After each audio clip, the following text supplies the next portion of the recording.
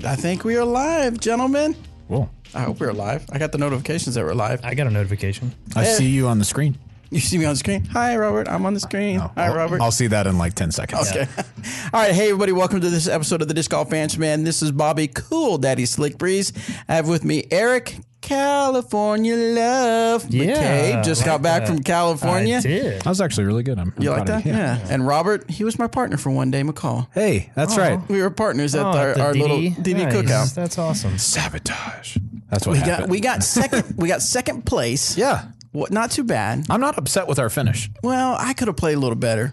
It's all right. It could have been Could have played it could have worse. been the adult beverages I had because I had a few. Bobby did was a few in. I did hear that the adult beverages that were for the barbecue were all gone before the barbecue started. So I had a hand in that, and then of course we had more adult beverages when a few of us went out and had some karaoke.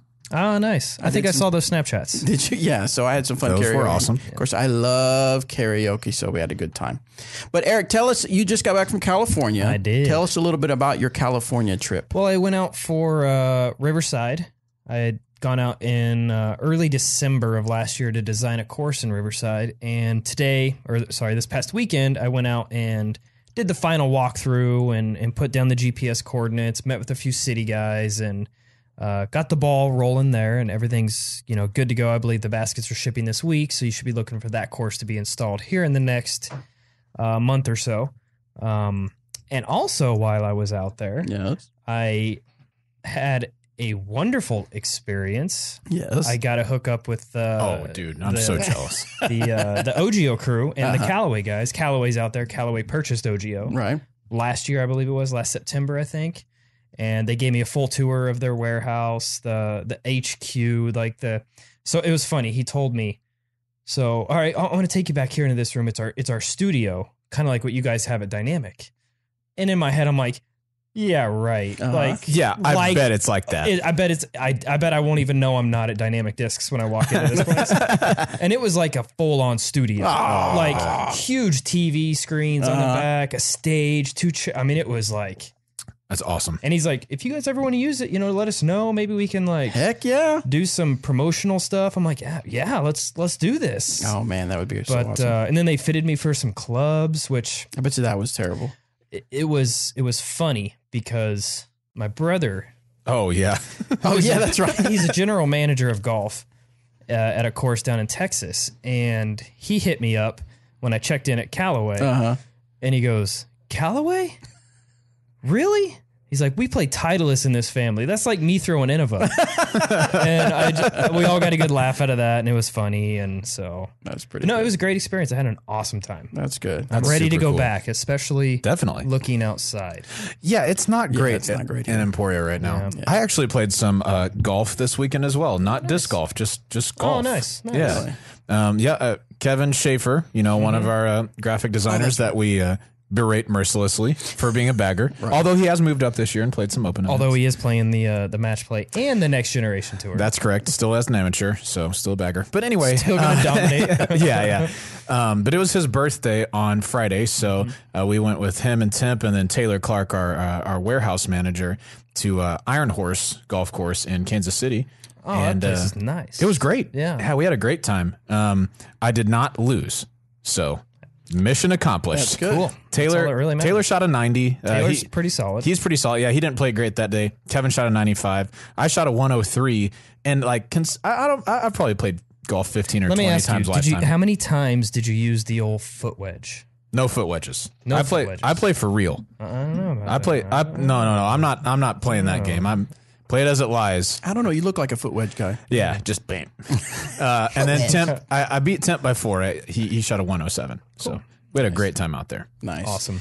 Well, I, of course, like I mentioned before, I played Friday night we had a Dynamic Disc kind of a family cookout where we just kind of just relaxed. Everybody went and played at the New Life Church course out there. And then because we're employees of Dynamic Disc, we got to have some discs brought to us. Yes. So, matter of fact, I've got your Ballista Pro because it's not something.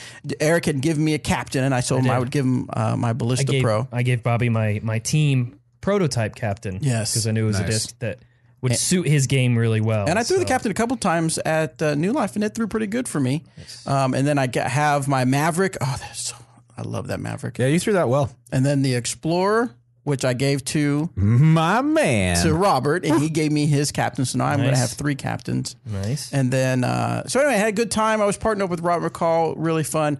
On the card was me, Robert, Jeremy, Danny, Paige Pearson, Aaron Harder. The best card ever. Oh, we were a party card for sure. I had my little JBL stereo going. Yeah, we were bumping, having a good time. So yeah, that was good times. I played nothing else the rest of the weekend because Saturday I was feeling the party that we did the night before. Yeah. I bet you were, Bobby. I bet you were. And then Sunday was, of course, really cold, so we didn't go out and do anything. Sunday was just spent house cleaning for me. Oh, really? Yeah. When you got back. So one thing I want to make sure that people remember is that, we have a lot going on. Glass One Open, United States Amateur Championships, Junior World, but Trilogy Challenges, those signups have already started. We are now when I look here, we are at 204 events in 39 states and 10 countries.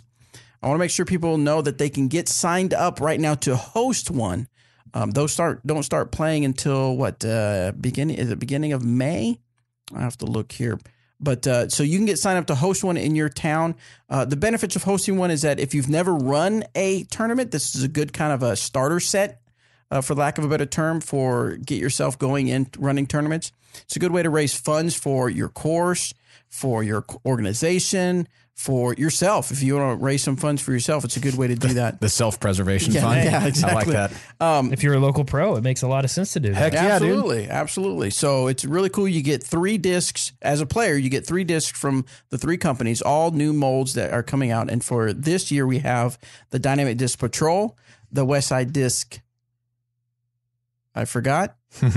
Anyone want to help me out here? Maiden. It's the Maiden? No, the Maiden. That's right. That's the putter. The Latitude 64 Musket. Yeah. Which is going to be the driver. So go to trilogychallenge.com to get more information about that and get yourself signed up to run one in your area.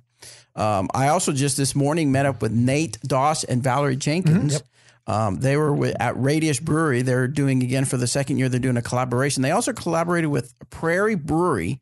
I'm so sorry, I forgot the gentleman's name that they were there, but there's like a 3 brewery collaboration where they're making a beer for Glass One Open for GBO. Mm-hmm. And so they start a few weeks early because it's a long process. I learned a lot. Yeah. Right. I mean, cooking and yeast and probiotic. Anyway, just all kinds of weird stuff. And this one's going to be kind of a sour beer. Yes. A little bit hoppy, I think. Yeah, like a sour and a hoppy taste to it. And I tasted it. It tasted pretty good. Or at least, no, I didn't taste it. I tasted some beers that they had that was like similar to because they had 2 out, and they're like, "Do you like this one or this one better?" And so anyway, it's gonna be really called Slight Headwind Volume 2. So pretty good stuff. Yeah, it'll be really cool. So. Well, if you're just tuning in, this is our live episode 213 live Disc Golf Fans. Remember, trying out something new. So if something goes wrong, if we mess up, please forgive us and blame Robert. Wait, why? I don't know. I'm trying. You've got the little computer. I'm trying my best. Yeah. Blame the guy with the computer. Beep boop boop. Settings. Changes. That's me. Modifications. No. So we're trying something new with the live. Just thought it'd be fun to do that. We're not going to answer really any questions that are posted to us live because we have plenty of questions in reserve. I'm just catching a few as they go. Just small ones. Robert McCall is on the chat with you. So if you've got any questions there, he can kind of chat with you and keep you up to date. So I don't have anything else to get us caught up in anything. A few more things that we'll talk about here in a little bit. But if you guys are ready, I say we hop into some questions. Yes. Let's do it.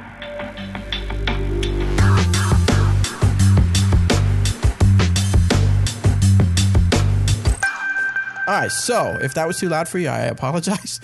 Again, this is our first time doing it. I'm trying to work things out here. But we're going to go to SpeakPipe. We have some SpeakPipe questions. Remember, as always, go to discgolfansman.com, submit your disc golf questions. Right now, we have the Google Forms on hold, but we got through like 60 questions. Nice. All last so many week. people Ricky in town. Paige Ricky was in town. Tina, Eric. Yeah. So if you're not subscribed and you're not so sure, were notified about all these episodes, make sure you go back because there's like 5 or 6 episode all last week, all the way up until even Saturday, something was published. So we went through some questions. But this next question on SpeakPipe is from Yoder.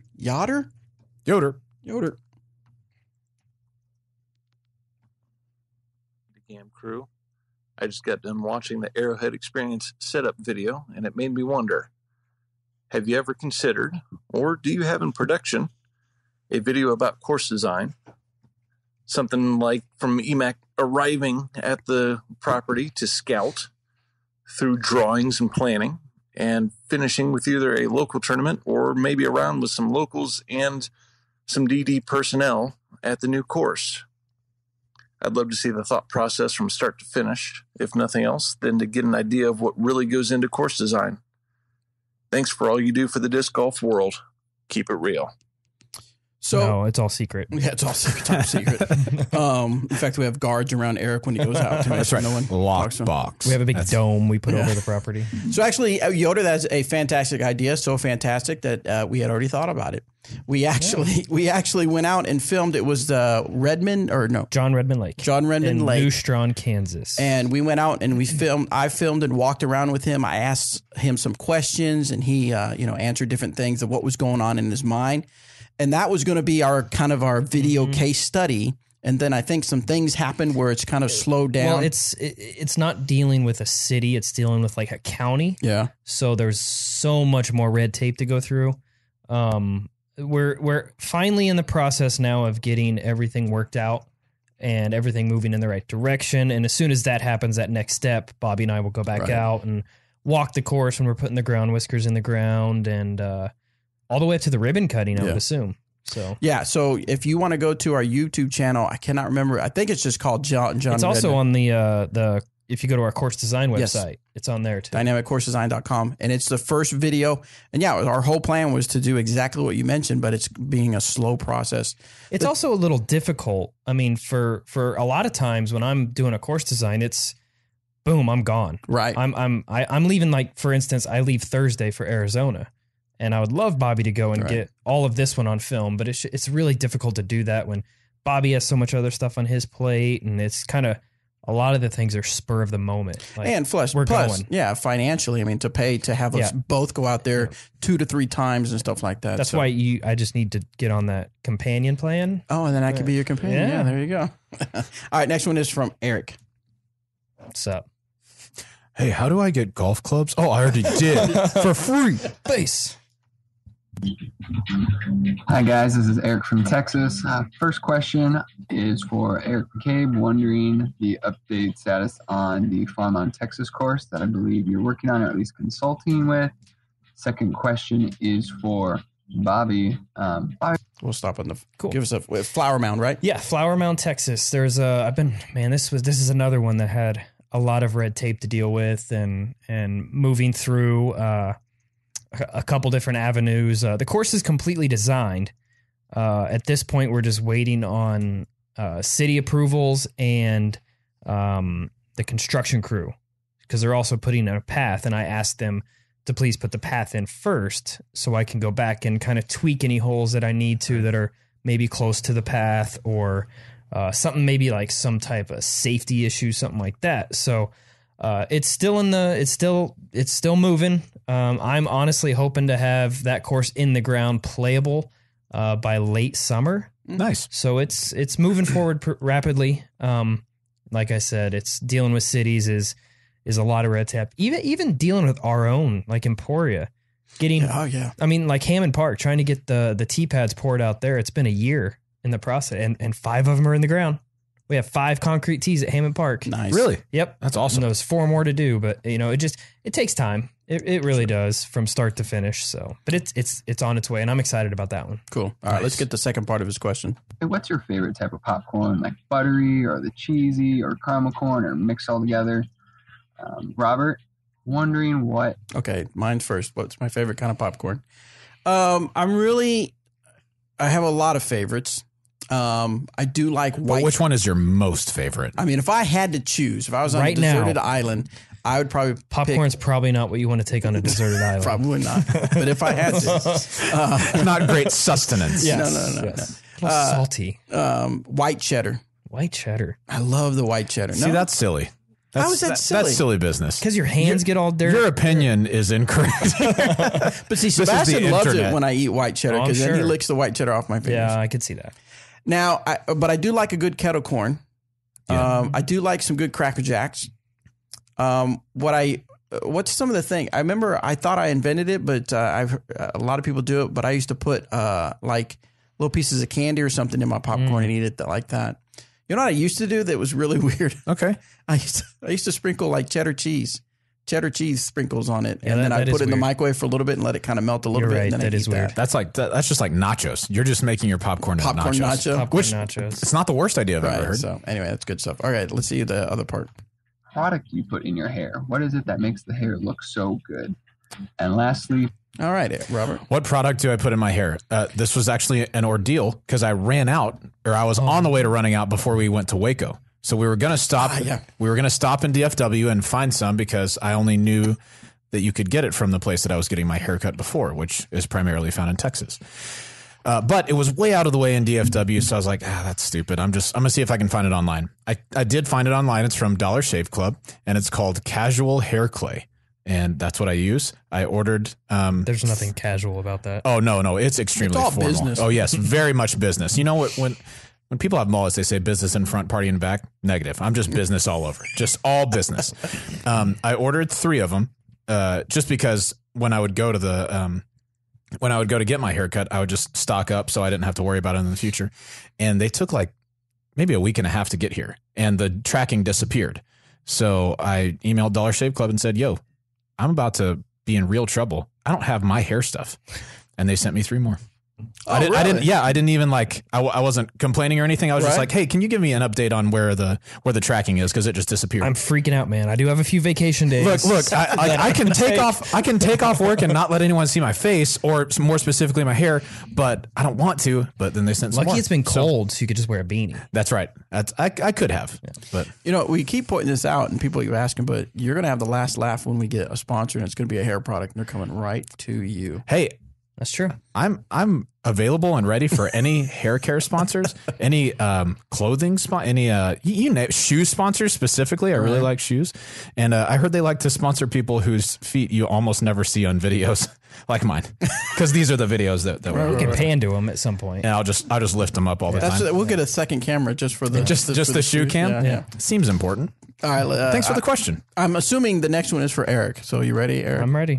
for Anthony, if he's there, hopefully. Oh, it's Just Anthony. kind of if you could talk about the differences between the Escape, the Thief, and the new Maverick that's coming out. I know he loves that disc. I'm looking forward to hearing what y'all have to say. I like how they save the actual question for For For Anthony. Anthony, yeah. So what was the question? But difference the between difference the between the thief, Escape Escape, Thief, and Maverick. which is your favorite and why, Anthony? Well, the Maverick. Why? Probably the thief. Okay, but Maverick why? is But good. why the Maverick over the other ones? I feel like it does everything the thief does, but better. Okay, he says that he thinks it does everything the thief does, but better, Yes, and it's more consistently understable than the escape. more consistently understable than the Escape. I'd agree with those things. There you go. Well, Nice job, man. Eric? Easier to throw, slower. Yeah. I'm sorry, there's nothing for you, Eric. There was actually the very first one. Oh, that's true. He asked you about Flyma. My bad. Yeah. Here we go. Stefan. Hello, Bobby Brown, Cool Daddy, Slick Breeze, Eric, what an awesome disc, McCabe, and Robert, of course, you'll get a 1,000 rating McCall. My man. This is Stefan Lindström from Söderhamn, Sweden, and I have a question about coverage. I'm a big fan of the Jomas guys, Central Coast Disc Golf Guys, Spin TV, and all the others that produce coverage for all of us disc golf lovers to enjoy.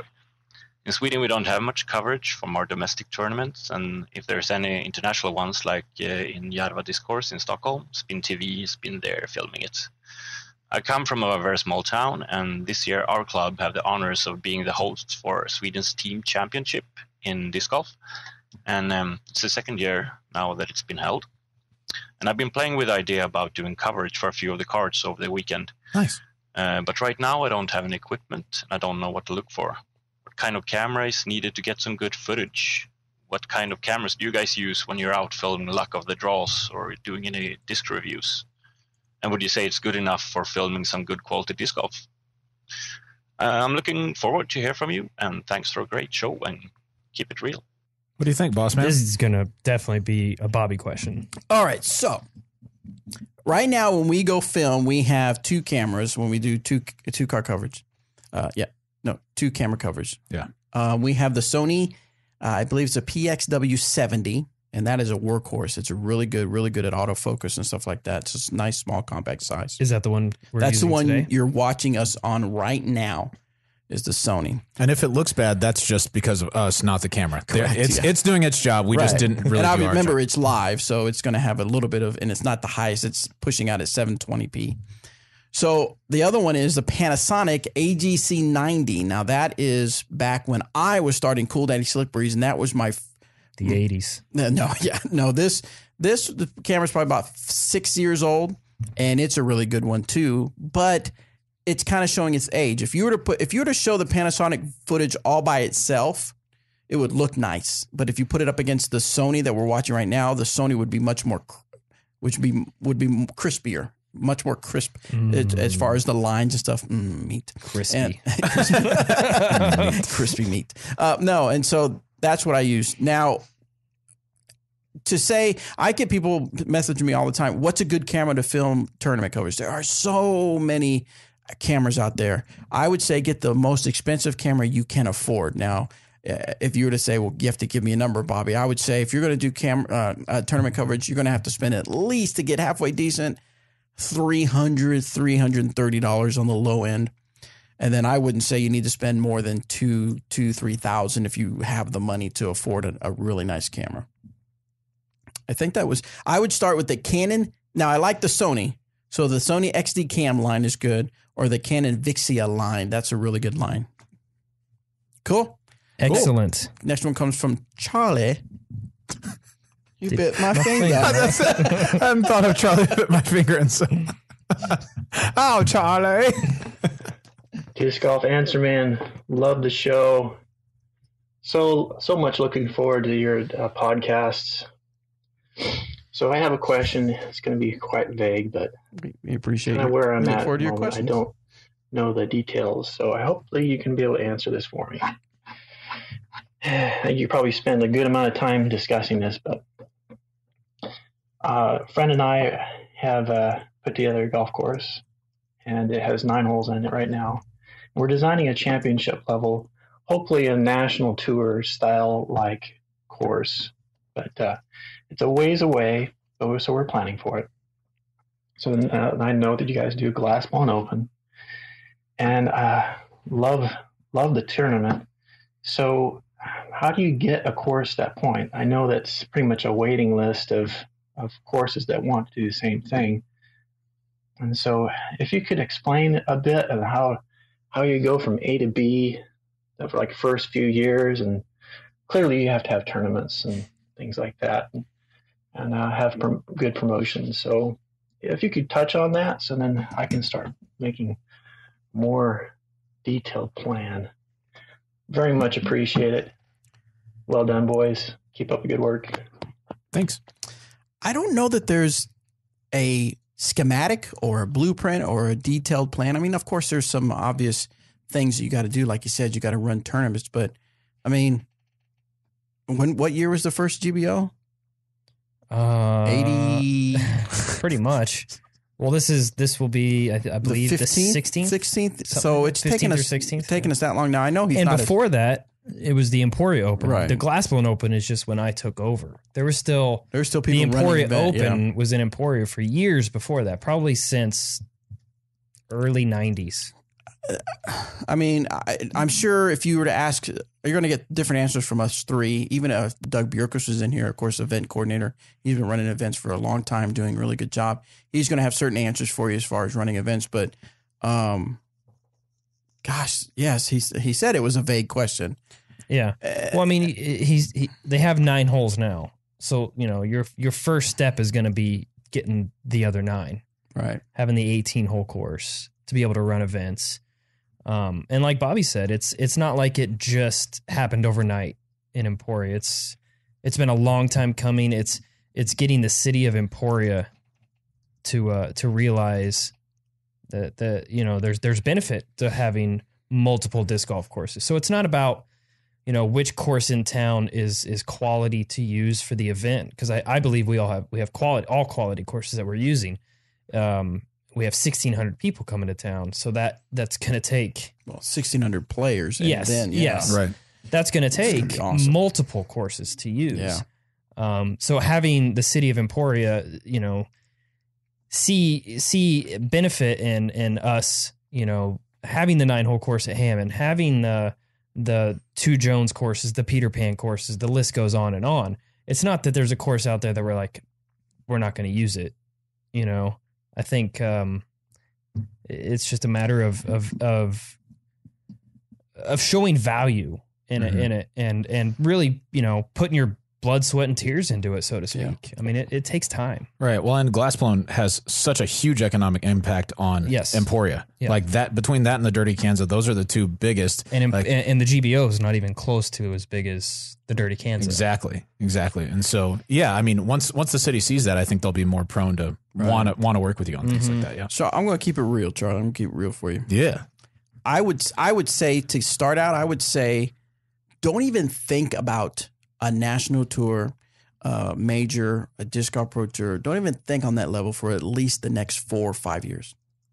You've got so much to build to get there, especially if you're starting out with just 9 holes. I'm not trying to spit or trash on your 9 holes. I think that's awesome, but I wouldn't even have that something in your mind. Yes, it could be something in the back of your mind, but don't even think about, because you've got so many steps you got to take. First, you got to establish an event.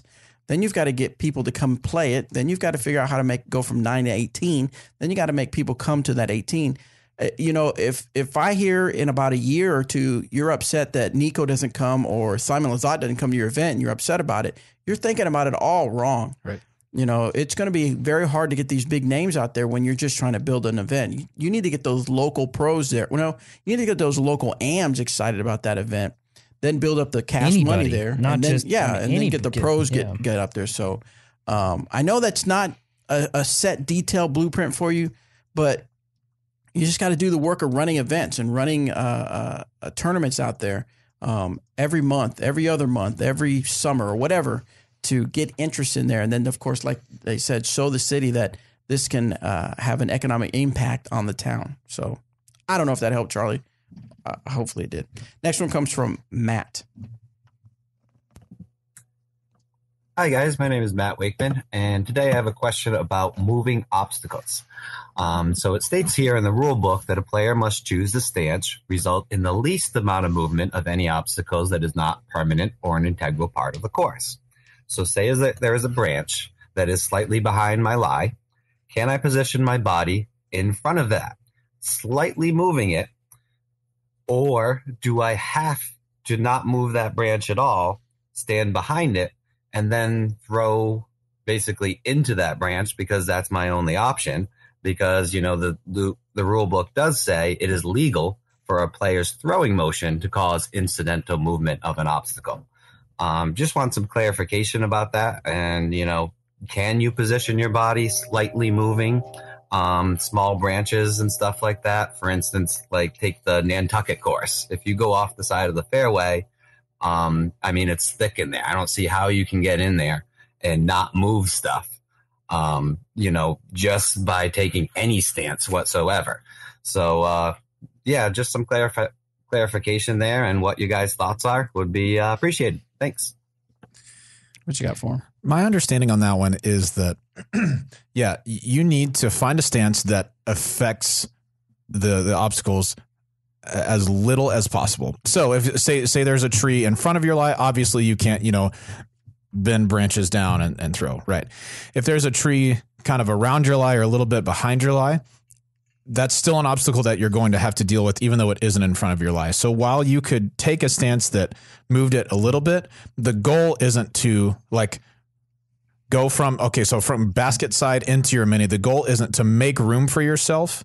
You need to approach the lie from the back side of it, right? Yeah. Does that make sense? Yeah. Am I explaining that well? I believe so. If there's a branch that touches your back a little bit, then that's okay. But if you are walking in backwards and like bending the branch back so that you can get to your lie, then I think you've missed the point of the rule. Yeah. So that's I think just to be on the safe side, just move as little as possible, and that's good. Don't deliberately bend and break stuff. Exactly. Obviously is kind of where it's. Yeah. And it's all about intent, right? Like if you get in there intending to move as little as possible and you move something, okay, what can you really do? But I've seen people run and like jump into a lie to clear out some tall grass and sticks and stuff. And like, just don't do that. Yeah. Bobby. Oh, sorry. No, it wasn't. You call me. He was your partner. Yeah. I took advantage of that lie as well. No, I did not. So Junior World invites have been sent out. So if you've been thinking about playing, if you are in the junior age range, or if you have a junior player and you want them to come out, you need to have them come experience Emporia, Kansas. And the junior age range is 19 and below? Yes. That's correct. Yeah. Just so our viewers know. Sure. Yeah. They may not know that. Yeah. So anyway, you can go to pdjjuniorworlds.com and get more information there. But you're really a lot of the information you can find. Well, of course, a lot of stuff on our .com is going to point to PDJ because they want to make sure the information is up to date. But anyway, you can go out there and see how the invites work. Honestly, I don't know. Do you guys know how that works? Is it like I don't know how it works. Do you guys know how it works? I'm not 100% on it, but I'm not sure on the junior side. Yeah, if it's anything like Am Worlds, you had to have played so many tournaments the previous year and gotten so many points, and that's just basically to kind of set like a baseline so that they're inviting people and giving people the opportunity to play who have invested in disc golf. Yes, to where you wouldn't want this to be somebody's first tournament, right? Ideally. Yeah. If it is, cool. That's fine. But but you want to make sure that everyone who has invested the time and has made disc golf a priority has the opportunity to register first.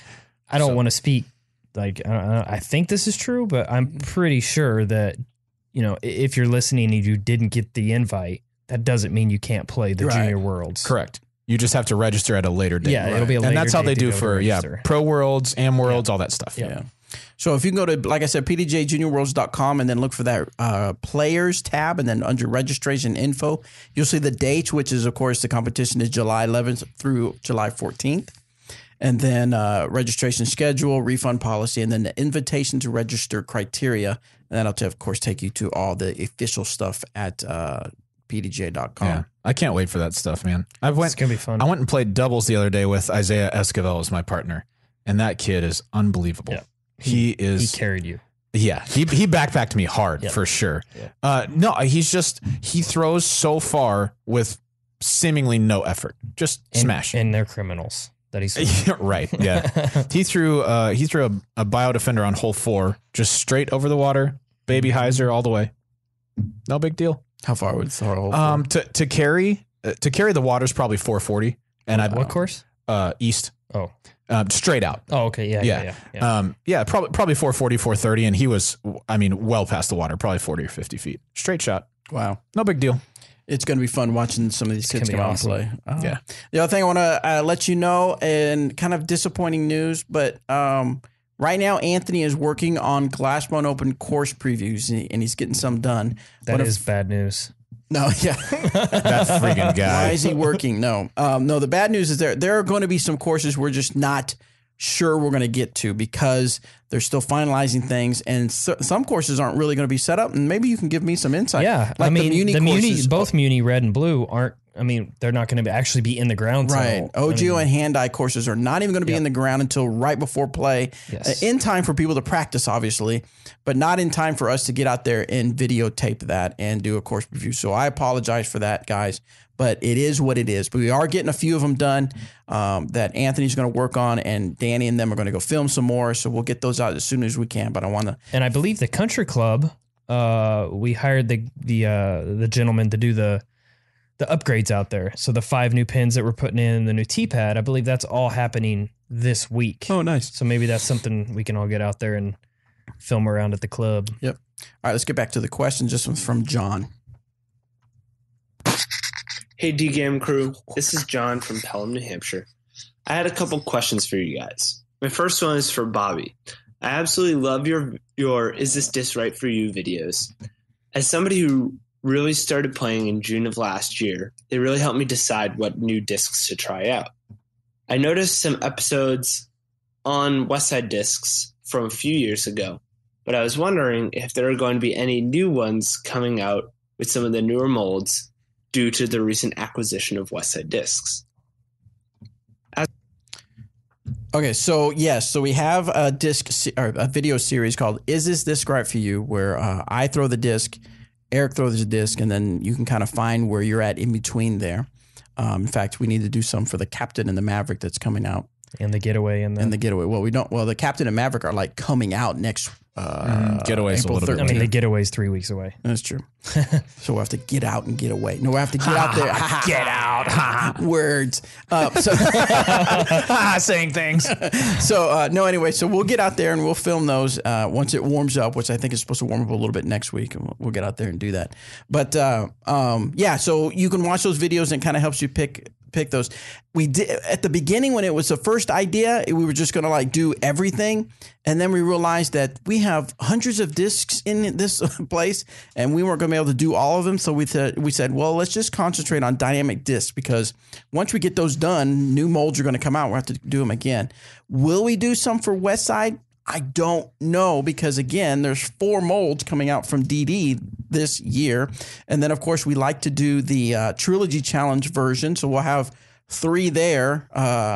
So I don't know that we'll have time to get to the West Side discs, but we're going to figure out some way to get people more knowledge of the different discs. Now I do know that Anthony has, for the lack of a better term, revived his DG Weekly YouTube channel, and he's actually going to do disc reviews for all 3 companies. So you're going to start seeing those getting pumped out on his channel, which will, of course, include Westside Discs. And Anthony's I'd say he's an average player, average to good, depending on what course he's playing. Oh, so look at him. I did it. So he would be a very good person to watch and get good information about that. So make sure you subscribe. DG Weekly on YouTube. Subscribe. That way you know what's coming out.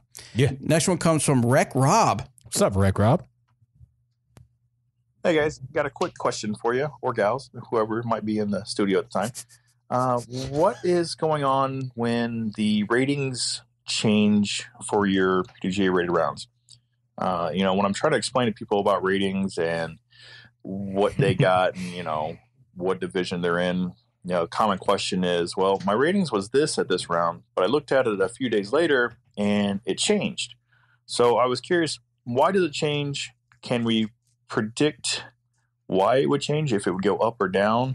I haven't dug deep into the manual or the website to try to find this. I'm just curious with you guys' experiences, what changes or what makes the numbers flex up and down. So as always, guys, take it easy and thanks for everything you're doing. I'm pretty sure Chuck Kennedy is the only person that could answer that question. Yeah. Truly. Right. Yeah. With complete certitude, I agree with you.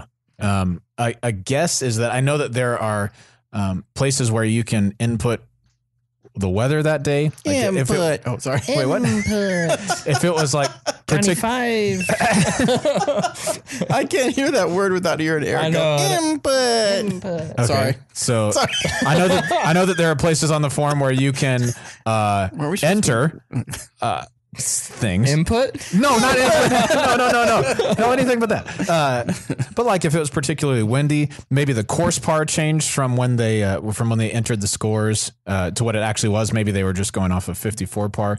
Sometimes that changes, sometimes it doesn't. Yeah, ultimately, like you said, I mean, Chuck Kennedy could tell you that answer. Ratings are like, kind of a mystery to most of us. Yeah. Even if we have bets that depend on them, they're still a mystery. So, yeah, but didn't you I don't remember who you were talking to. Was it Waco or something? You Miles?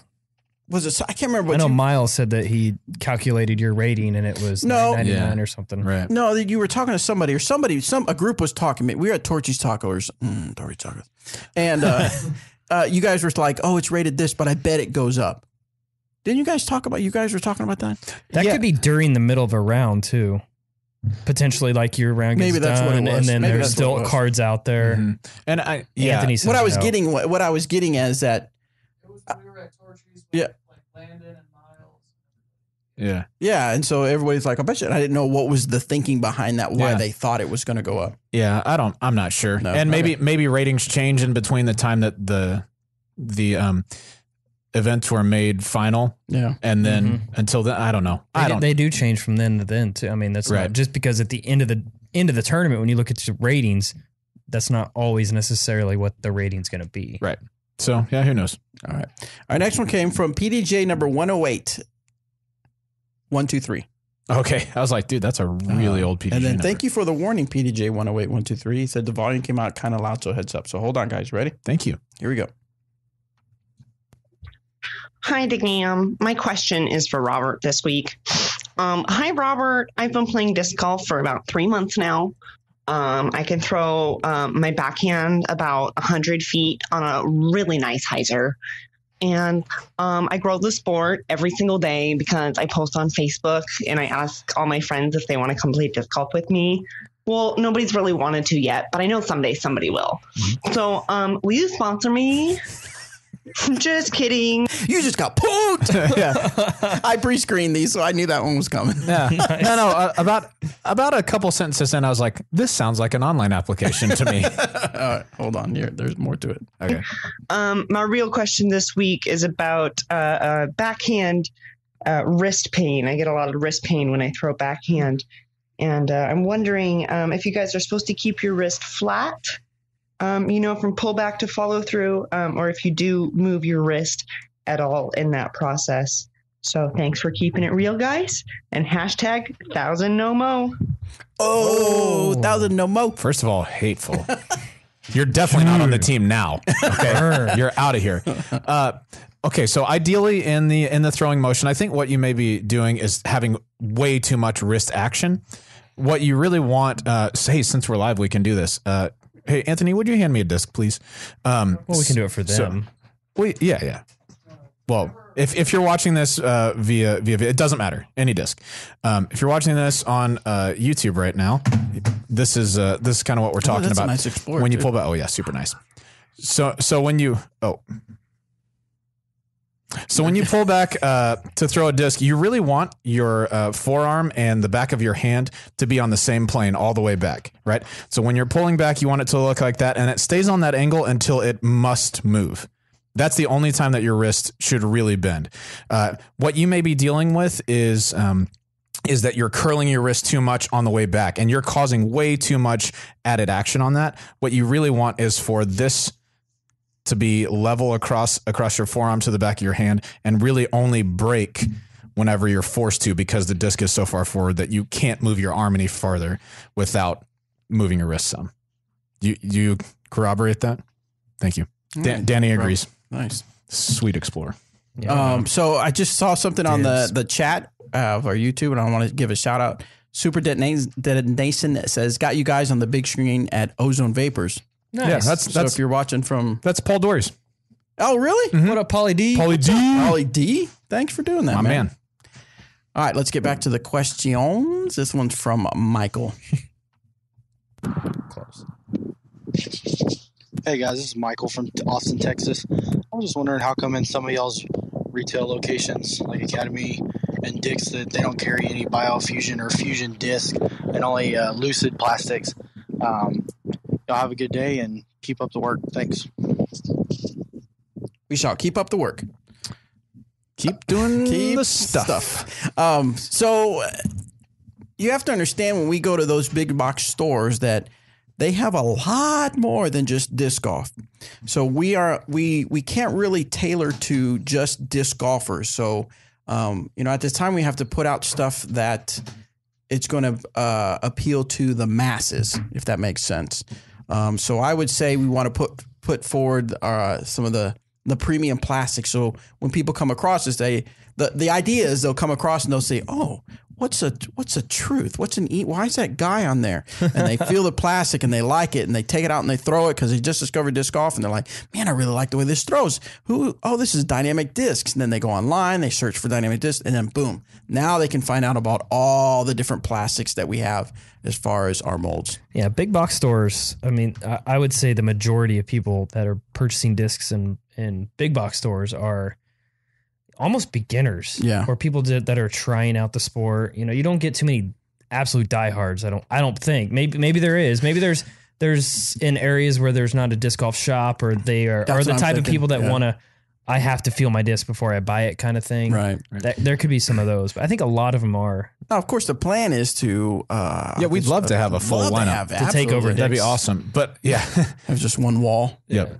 And all they carry is disc golf discs. Right. That'd be Dynamic awesome. discs. And we change, dynamic discs, and we change their name to discs. Oh, okay. Okay. Anyway. I thought you were going somewhere. No, else. I would. Easy, we're live. Easy. You're live. Easy. Although marketing wise, that's probably a good call. It's but great. but anyway, Fabulous. that's neither here nor there. So in Academy, I know that they we want to give them the greatest selection possible while limiting the SKUs, which are the individual item codes, as much as we can. And so to have a premium plastic, Lucid is the premium plastic of ours that is less expensive between Lucid and Fusion. So I know that's probably part of the decision as well. But yeah, that would it's just a thought. Next one comes from Andrew. What's going on, Disc Golf Answer Man crew? Love you guys. Love the show. Quick question. My right hand backhand, after my X step, I realized that I am opening up my stance after videotaping myself, as in my plant foot is going to the right from where I intended it to go, to plant. So it's pulling my disc to the right. I've been trying to correct this, but I seem to be having a hard time. So I was wondering if you guys have any tips that could help me. It'd be greatly appreciated. Thanks. I gotcha. I think a big thing for me, at least on this type of stuff, what I like to do is just slow everything down. Yep. Instead of doing your normal, maybe it's a little faster than it needs to be, but just slowing everything down and really working through all your mechanics. Yep. My suggestion is in the same vein. Just work on standstills for a little bit and match so here's your plant foot, right? You want to match your back foot's toes. My back feet? That's a weird one. The toes on your back foot. There you go. You want to line those up with the heel of your front foot, right? So that ideally you're slightly closed, and that helps you to be able to reach back straight instead of kind of reaching back at a weird angle. And do that stand still for quite a bit and get the feel of what that feels like. And then you can start doing a one step, and then you can start doing a slow X step and everything like that. Paint people's feet. Mm-hmm. Like a dance routine. Yes. On the paint those, and Will then that work? Yeah, and then every time you throw, just match those, mimic that, and then you'll you win. can take those with you. Put them down before you just lay throw. down a mat. It's a large Hey. towel. Hey, you can throw off a towel. We're onto something. I like this idea. Like jump Are you to writing it down? conclusions. Yeah, like a jump to it's conclusions. a jump to conclusions, Matt. It has different conclusions that you can jump to. Yes. God, what an awesome movie. Oh man, I bet he's kind of looking at us like he has no idea what we're talking about. Office Space. Yeah, Danny. You haven't seen Office Space? It's a fantastic Oh, movie. wow, Danny. Is that the one that's like, what's in the box? No, that's wait, is that 7? That's 7. That's like wow, 100% different genres of movie. Brad Pitt. This is like Mike The Judge. scene where they smash the copier? That's Office That's Space. Office They're both in a Space. field.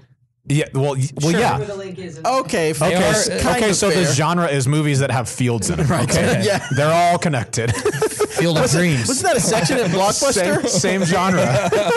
Movies with fields. Yeah, in them. with when you fields. go into Blockbuster, when you used to go into Blockbuster, you just went to the field section. That's right.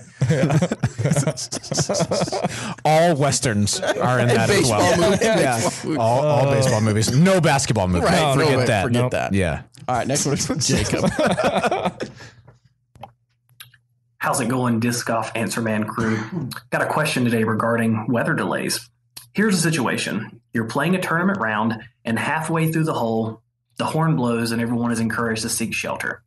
What happens after the rain delay or the severe weather delay is over? Do you go to your previous lie and resume play? Does the entire card redo the hole? And then what happens if maybe half the members of the group has already finished the hole and the remaining 2 haven't? I can't seem to find the clear answer in the PDGA rulebook. So if you guys could help me out, that would be great. Thanks for all you do. Enjoy the podcast and take care. Yeah, good question. I know a lot of people may not know the answer to that. I have no clue. We what have to make up. experience in this. Yeah. Yes. The last couple of years. What do you got? You basically just stop as soon as you hear that horn. Collaborate and listen. Yep, exactly. Okay. I believe it's 3 horn blasts is what you'll hear. That's right. And that means you immediately get off the course. You can mark your lie. I know a lot of TDs will allow you to like mark it with a rock or something like that. Mm-hmm.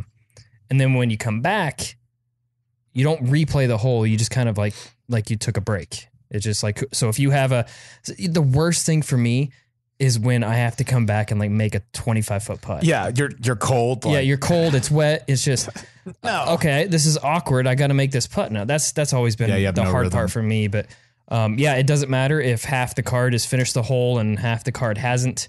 The rule used to be you have the option to finish the hole you're on. I didn't know that. Which is always a weird one because they're bringing you in for safety issues. Right. Safety, except for on this hole where you can finish. No, you guys are good. Go ahead. Yeah, go for it. I think Robert has it pulled up. Yeah, so the beauty of the internet. Oh. Displayed before us. Behold. Sorry to put my hand in your face. Okay, so competition manual, PDGA 1.07. And it's called suspension of play. And then letters B and let's see. C? B. It's mostly just B. B, let's see. B and C. Yeah. Players must stop play and mark the lie of each member of the group. A natural object is sufficient to mark the approximate lie. So rock. Something that's going to stay there may be better than a mini if it's super windy or something like that. Or a flood. Yep, correct. So there's a minimum 30-minute suspension, and then it says letter C says players shall resume play from their approximate lies as established when the round was suspended. The approximate lie is determined by a majority of the group. Mm-hmm. There you go. There it is. All right. We have. It was exciting when I found this out, but. I'm sure some of you know, hopefully you guys know that we have some Disc Golf Answer Man t-shirts and you guys like us so much that we had to restock them. Ooh. So Denise, our apparel buyer, bought some more, and I was just told yesterday, I think it was, that they are now available online in the store. So you can go out to Disc Golf. You can go to dynamicdisc.com and look for the Disc Golf Answer Man section, and now they have a full run of colors and sizes. They are my absolute favorite shirts. And they're so nice and soft. They are very soft. So anyway, pick yourself up a Disc Golf Answer Man t-shirt and show that you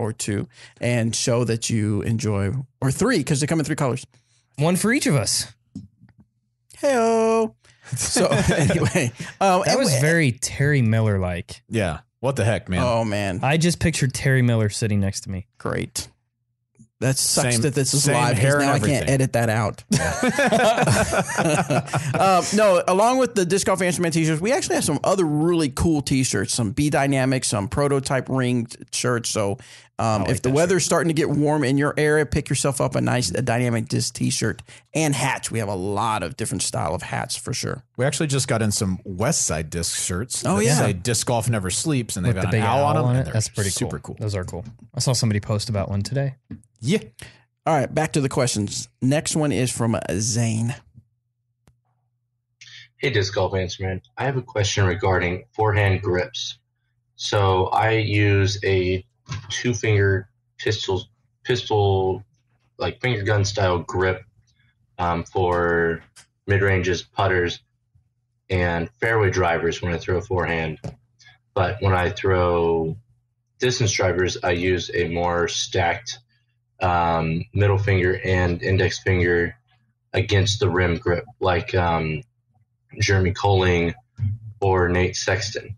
My question is, I tend to, my release point is different depending on the two grips. And when I use both in a round, I tend to early release the finger gun style grip, and I tend to have late releases with the other type of grip. My question is, should I transition to using one grip for all drives I throw, for all forehand shots I throw, or should I just learn to work with the release of both? The reason I went to using the finger gun style grip is because I tend to get cleaner releases with that grip. Thanks. Nice. Good question. Of the group, I throw the most forehands, which is still not a lot of forehands, but more than the rest of us. True. It's not lie. I have gone to two fingers stacked, pointing into the rim. That's the grip that I like to use. And I use it whether I'm throwing a putter or a mid-range or a fairway driver or a distance driver, just because of consistency. I've seen people do different grips. I know Nate Sexton kind of does one of these guys or one of these guys or something crazy. He's really good. It works for him. I've seen people put a finger out kind of toward the middle of the flight plate as well. But it's really just what works for you. And I chose this because it was the most comfortable and had the cleanest release for me. So that's what I went with. I don't think you need to practice different types necessarily. No. I know he was asking, I think he does different grips for different shots. Sure. Is that okay? Oh, it's definitely okay. I just like, I like choosing one grip and sticking with it for the sake of consistency. Yeah. Yep. Excellent. I'm confused here. What's that? And I apologize to our live viewers. Well, I'm looking at the YouTube and it says that we're live for 35 minutes. The YouTube. I've got 55 minutes. That's what I thought. And then over here it says an hour and 11 minutes on my little app here. Maybe because that's been open for an hour and 11 minutes. That was what I was thinking, but I still don't understand why it says only 35 minutes live on. That's YouTube. Definitely ahead of that. Maybe this just hasn't refreshed yet. Because now mine just says 56 minutes. Started streaming 56 minutes ago. It's counting. It's however much it has cash. Cashed. There you go. Can I get some of that cash? Next question comes from, this will be our last question of the episode. This one comes from Steven. Hi, Bobby, Robert, and Eric. This is Steve from Indiana. New to the game, fairly. I'm Steven, right? Still can't get my head around discs that are overstable. I have a seashell collection. And it's dude, come on. Sorry. Come on. Play the question. I'm sorry. Okay, here we go. Understable and stable. And where that would pertain to me. It would be great if you guys could, give me help with that. Because picking a disc when I'm fairly still green around the edges. Thanks a lot, guys. Take care. What you got? EMAC truths. But yeah. Start off with the EMAC truth. Get 5 more. There you go. You're gold. So if I'm understanding what you're asking correctly, it's just what are the differences between understable, stable, and overstable discs for you, a newer player? Is that kind of what you guys understand as well? Yeah, I think he's also asking for what discs are going to work well for me. There you go. If you are a pretty new player, you're going to want to start with something probably lightweight and understable. That's going to get you your best flights out of the gate.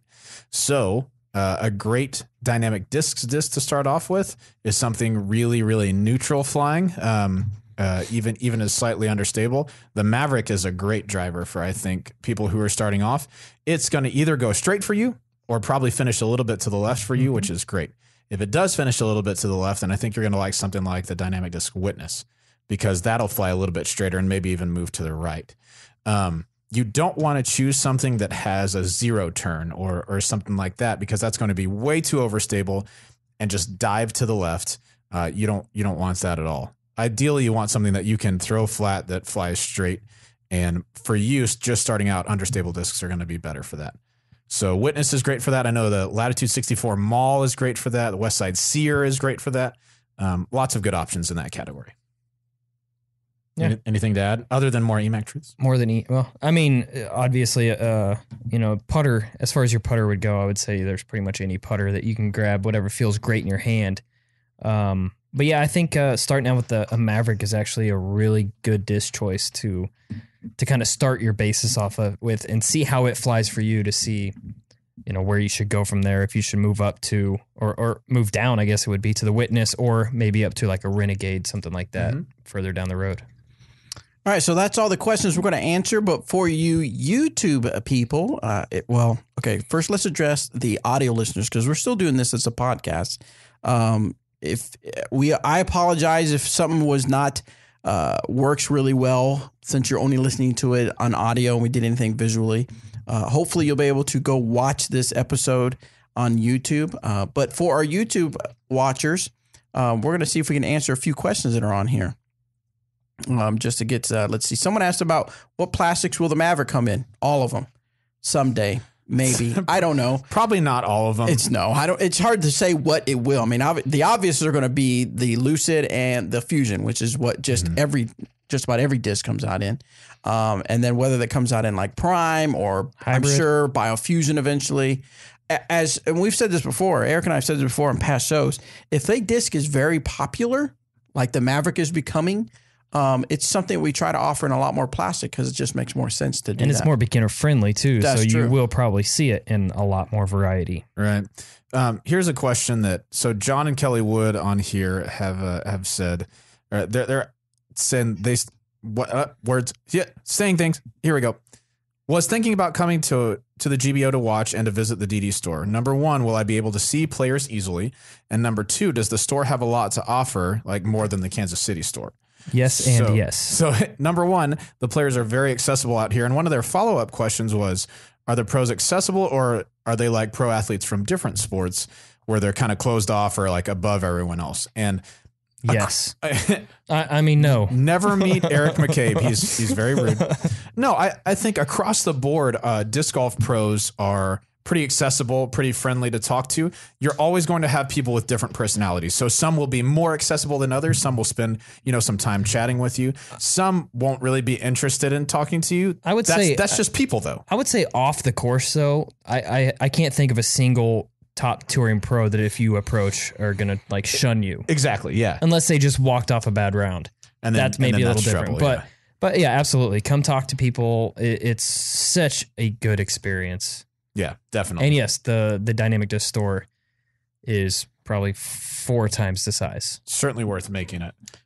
Matthew asks, Bobby, what is your personal experience with swans and deputies? What is the difference? Yes, I putted with the swans for a little bit, and then I moved over to the deputy once it came out. And I feel the deputy goes just a hair straighter than the swans did. And it felt better in the hand, you said. It did for feel you, better. The swan felt a little deep, not just a little bit. The deputy's like relatively shallow as far as putters go. Yeah. So that's why I chose to go ahead and just stick with the deputy. Let's see. Hey, EMAC, when are those lava EMACs coming back? Good question. Sometime. I don't have an answer for it though. They are though. I have some. Nice. Joe says, what do you do to combat form and consistency regression? Ooh. Gosh. Field work, I'd say, is probably the biggest thing. Time off. Yeah, I mean, if you're having my favorite thing, right? If you're just everything isn't clicking and you're having difficulty remembering how you're supposed to throw, there are kind of 2 schools of thought. One is throw through it, right? Practice and practice and practice until you get it back. The other, like Eric said, is take some time off, take a few days to even a week off, so that when you come back, all you really have is muscle memory. You don't remember the bad habits that you formed before. I'm a proponent of going to work things out in the field and just figuring it out and tinkering. But my muscle memory and like form and everything isn't as like perfectly ingrained as Eric's is, because he's thrown the same for a really, really long time. So it's kind of, there are 2 schools of thought. Yeah. Either one could work well for you. I just saw a good question on here that I think you would like, Eric, or maybe you'd be able to help us with. It was from Tyler. He said, I played a tournament this past weekend with 50-mile-an-hour winds. How do you go about putting in that kind of wind? You You curl up in a ball. Yep. Lie on the ground. Crying. Yeah. Try not to cry. Immediately start crying. Honestly, when it's that windy, and I think we've all played in wind like that. Maybe Bobby hasn't. I don't know. But I played a couple times at that's been super windy. Yeah. Pahusco. Honestly, what I'll do is I will lay up every putt outside of 15 feet. Oh, yeah. I mean, if it's a massive headwind, to me, it's if you miss, there's a good chance that you're going to be further away than you just were from, if it hits the ground weird and then the wind just takes it and starts rolling. I mean, we've all seen the videos. Mm-hmm. You don't want to be on that video. You want to be on video for different reasons. Yes. So yeah, I honestly, when it's that windy, you're just trying to play for par or just trying to eliminate as many extra dumb strokes as possible. So when it is that windy out, there is no shame in just getting that disc underneath the pin. Yep. Just And even putting with like a not putting with it, but obviously I like to lay up with either a super soft Justice or something that's going to kind of grab the ground a little bit and have less tendencies to pop up and roll away or do something weird. Definitely. But I absolutely love the just lay it up. Yeah, and just change your expectations too. Like you said, pars are going to be great on days like that. Honestly, even bogeys might be great depending on how difficult the hole is. Yep. So yeah, temper your expectations for sure. Did you guys see that video that Jordan Castro put Yes. on? Awful. Elevated. And he's what, like 4 feet away? Elevated basket. I mean, it's over his head. So he was just far enough away that he couldn't dunk it. That he couldn't just dunk it. He had to throw it. And he put it in sideways and even kind of upside down, which was smart. And it hit the pole and went out the left side of the basket. And then about 10, 12 feet away. Oh, that's so awful, man. All right, guys. Well, we're going to try to keep these at about an hour. So we're going to go ahead and sign off for now. But thank you so much for tuning in for our first live episode of Disc Golf Answer Man. If you're watching this later or even watching it now, because I know the chat stays with the video now. Did you know, guys know it did that on YouTube? Yeah. Whereas the live chat would go away. Now the live chat stays with the video, much like on Facebook. So if you really enjoyed us doing this live, let us know in the comments below so we know that we're doing the right thing as far as bringing you these episodes. If you're listening to this on the audio podcast later on, try to tune in if you can, or go watch it later. We're going to, right now, Tuesday, 1:30 seems to be good. We had a good amount of people on here, so 1:30 Tuesday seemed to work out pretty good. We might flirt around with some different times in the future, probably not till after GBO, just because so much GBO stuff is going on, but we really enjoyed doing this, and we really enjoy you guys listening and you guys watching for sure. Make sure, again, you pick up those Disc Golf Answer Man t-shirts. Let us know you appreciate the show, and make sure you show off those Disc Golf Answer Man t-shirts, and hopefully we'll see you guys out as we do some more traveling. Yeah. I know I'm traveling. I'll be doing some traveling. Where are you traveling to? Not this coming weekend, but the following. Myself, Danny Lindahl, Corey Obermeyer, and Brian Shintaku, we're all going to go to Arkansas for the Vintage Open, presented by Dynamic Discs. Nice. So we're going to go play the Frisbee. Play the Frisbee. Yeah. I've got ridiculous amounts of travel coming up. Yep. Like Arizona. You look mad. No, I'm excited. Arizona. I'll be in Arizona and Nashville before GBO. Wow. I'm going to Bowling Green. Yep. For the Bowling Green Championships. Bowling Green Hams. And then after that, for like a day. Northwest Arkansas? In Northwest Arkansas. Oh, yeah. If you're in the Northwest Arkansas area, we have a Dynamic Disc store opening up. April 21st is the grand opening. Matt Lloyd is going to kill it. I know he is, because he kills it out on the road doing his RV thing. He's just, he's amazing. He just puts his heart into it. I know he's going to do the exact same thing at the store. April 21st, be there. Me and Jeremy Rusko will be there for the grand opening, and it's going to be really cool. Cool, guys? Good times. All right, thanks for tuning in. We'll see you next week.